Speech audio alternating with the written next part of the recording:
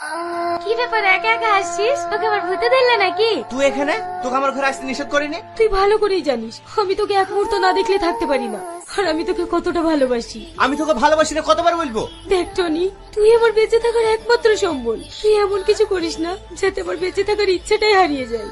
তুই খালি খালি মিথ্যা স্বপ্ন দেখা বন্ধ কর। আমি তোকে কখনো বিয়ে করবো না। তুই হয়তো ভুলে যাচ্ছিস আমাদের সেই ছোটবেলা থেকে বিয়ে ঠিক হয়ে আছে।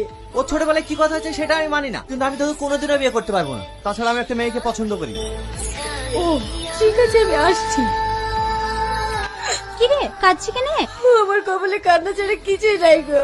যদি আমার কপাল ভালো হতো তাহলে ছোটবেলায় মা বাবা মারা যেত না, আমাকে সবার লাঠি চাটা খাওয়ার জন্য রেখে যেত না।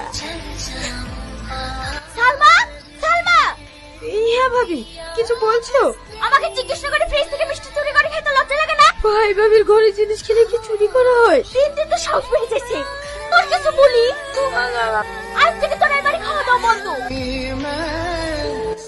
ওদের তো কষ্টে আমার কিছু মনে হয় না।